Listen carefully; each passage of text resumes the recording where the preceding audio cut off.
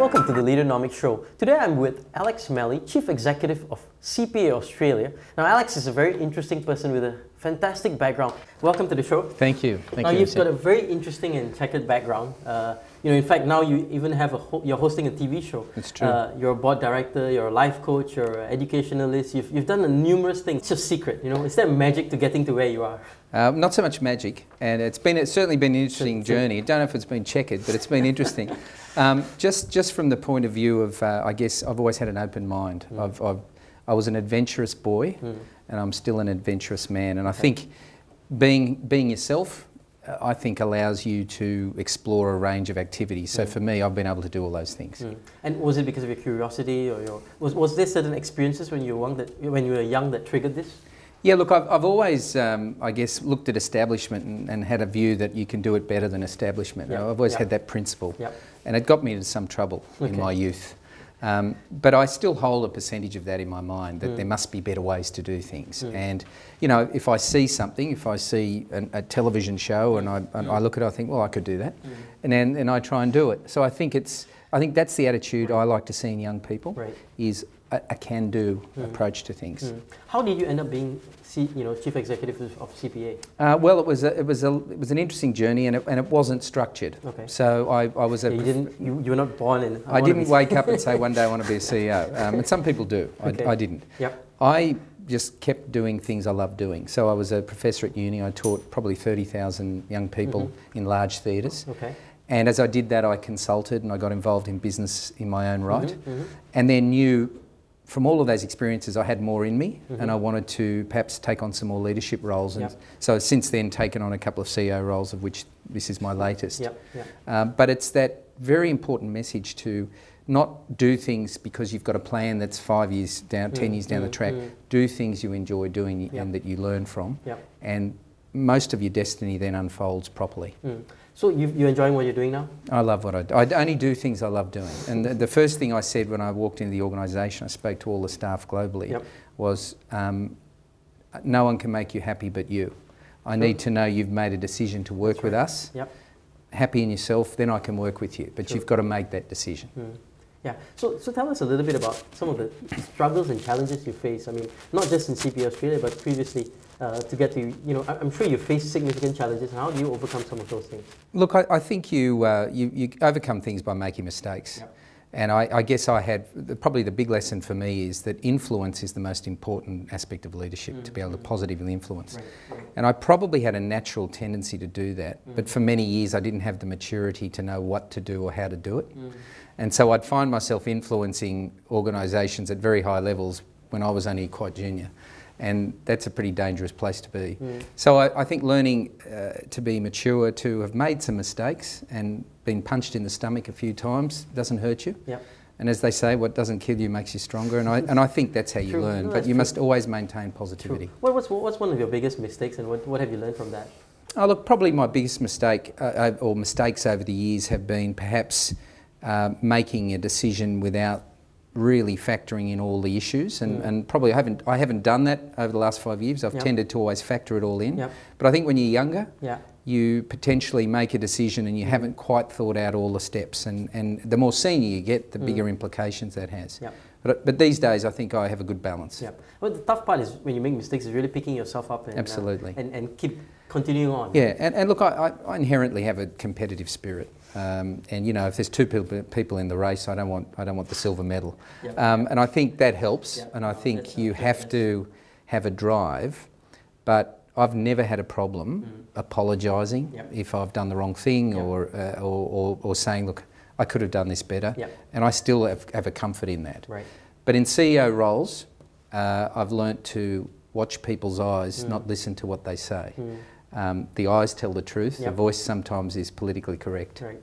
Let's talk a little bit about CPA Australia and your role here. It's interesting that you are now venturing into this whole accounting space because over the last 10 years or so, this space has been littered with sort of negativity. I mean, especially with the whole Enron, WorldCom, and all the scandals that have somewhat been blamed on accountants. How do you see CPA Australia, especially in this very kind of murky area, emerging as the leader in terms of correcting some of the wrongs that have been done. Just by a little bit of history, we're 125 years old this year, and we've been in Malaysia for over 40 years. So we've got 18 offices globally, and we're in the top 10 largest accounting professional bodies globally. So that gives you a sense that we do some good things to have lived that long, but also that we're not afraid of having the right debates. So it's our view that with the dimensions we have to continue to have the responsibility to speak up, acknowledge when things aren't going well for the profession. I was asked in an interview in commercial television in Australia, it was all about blaming the auditors conversation. And I said, look, if only the world was that simple, you could blame one group. But I said, imagine a world without auditors, what would that look like? Perhaps socially much more fun, but we would have chaos. So there are a lot of very, very good people in the profession, and I think these singular cases, it's very important we don't see them as systemic issues. But we're much about promoting thought leadership on governance, risk management, and courage in leadership. I talk to my leaders about having the courage to fail, which is a very big concept for a leader. Do you have the courage to fail? How do you, let's talk a little bit about that whole accounting thing. How do you see accounting getting a positive, or people wanting to become accountants, the whole positive, how do we spin it? How do we emerge positively from this whole thing? Well, look, I think the profession's made enormous contributions across all sectors. The one thing it's never been good at, and perhaps it's because it's so busy, it's never branded itself positively. So as a teacher of 20 years, I spent my time promoting the best aspects of what accounting can do for you. And I used to talk about the romance of accounting. Can you believe that? The romance of accounting. And that was really about saying, if you study the accounting professional degree, there is no sector of the world that you're not relevant. So if you want to be a Hollywood movie star, you can go to Hollywood and try and hope for the best. You can study accounting, and you can actually manage Hollywood actors who will more than happily give you a role in a movie. So I think what we've got to do is, particularly, you're a young man promoting to young people. I think we've got to promote the best aspects of the skills you have that make you relevant. There's nothing better for young people than to be relevant. Okay.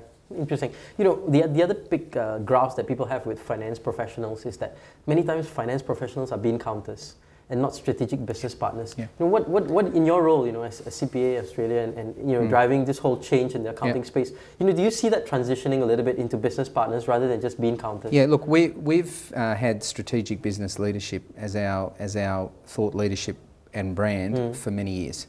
And the fact is that when you first move into the profession, you tend to work in reasonably tight compartments, which is the same in every profession. There's no doubt that we need to keep growing into being the strategic leaders. So whether it's issues about the environment, whether it's issues about tangible assets, stock markets, they all come down to strategic leadership. And on a sustainability level, the world will not be able to continue the way it is now. We will not have the resources. So our CFOs of the future and now need to have under their management a whole lot of other measurement experts. But it's the CFO, it's the CPA that's the strategic business leader. And how do they become the strategic business leader? Look, our programs have been written and all through our education pathway now, it's all got strategy, international business, all through the program. So we mix the technical skill with the management and the visionary skill. Because fundamentally, without that combination, you're not as relevant. What's your vision for CPA Australia?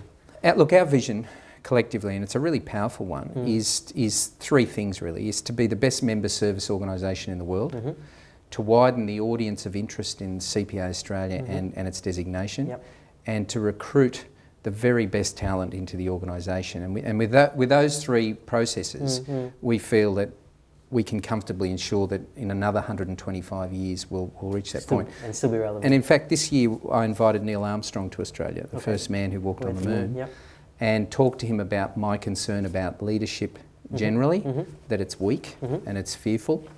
And he wasn't going to come, but he did come. And he talked about the importance of having a vision and working to that vision. And if you look at what he did all those years ago, in effectively a tin can, got to the moon and back, I think man's got a lot to do in the future to even resemble that leadership. If if I were to ask you, if somebody was a young college graduate just graduating and ready to conquer the world, what pieces of advice would you give that person? Look, I'd give them the advice that to follow their feelings, that they have to get, first of all, number one, some good technical employment background. I always say to them, get a job that you don't like and stick with it for a period to show yourself that you have a discipline.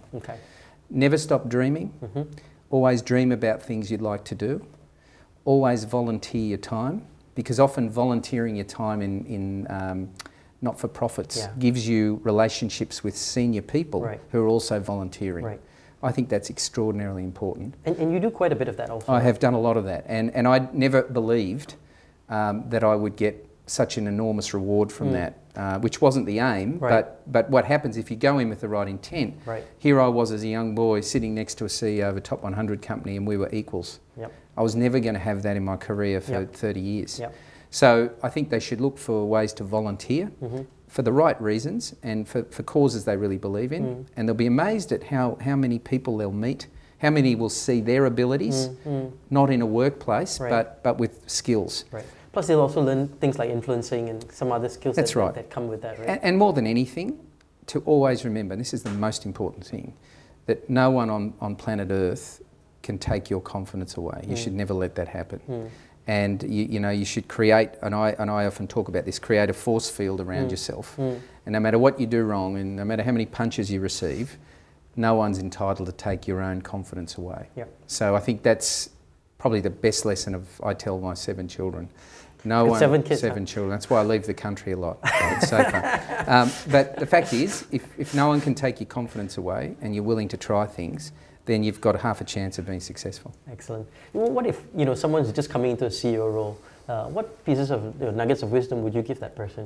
Look, number one is you follow your judgment and your instinct. There's no textbook. You can read any book you like on being a CEO, but until you're on the desk, accept the fact that you have public relationships, but you have no relationships, and that's that's acceptable. But it's difficult. So you've really got to be cautious about that.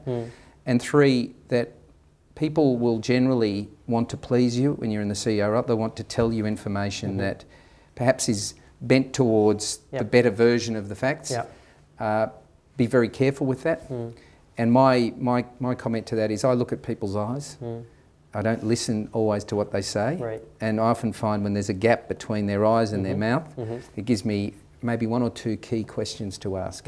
So always look for that 1 or 2 questions that might bring a beautiful story back to some reality.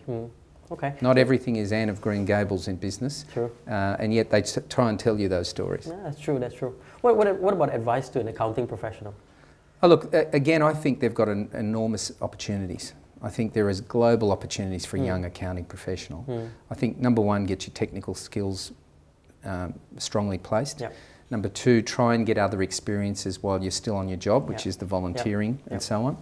And 3, be ambitious and don't have borders in your mind. If an opportunity comes up in New York and it looks like a great opportunity, then try. One thing I found very interesting is that you actually host a TV show very similar to what we do. Talking to I'm not as good as you though. Well, I'm not as young. That can be worked on. But you interview business leaders and talk about real issues.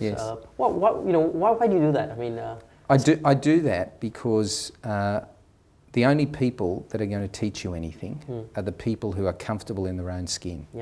And the people I interview are all people that have had great successes, made mistakes along the way, and actually are willing to tell both sides of that story. And they've lost that edge to them that was so competitive that they were a bit scary to be with. They're now able to look back and say, look, if I looked at that situation again now, I'd probably see it in a different way. And there are too many people proffering leadership behaviours who really, at this point, haven't reached their own comfort in themselves. And so for young people, I think they do very well to listen to them because they've just got the balance and the experience. And that show's called The Bottom Line. It's called, Evo TV's The Bottom Line, and it's accessible on our website, CPA Australia website. I've been speaking to Alex Malley, Chief Executive of CPA Australia. Alex, thanks again for being with us. Thank you, Russell. Thank you.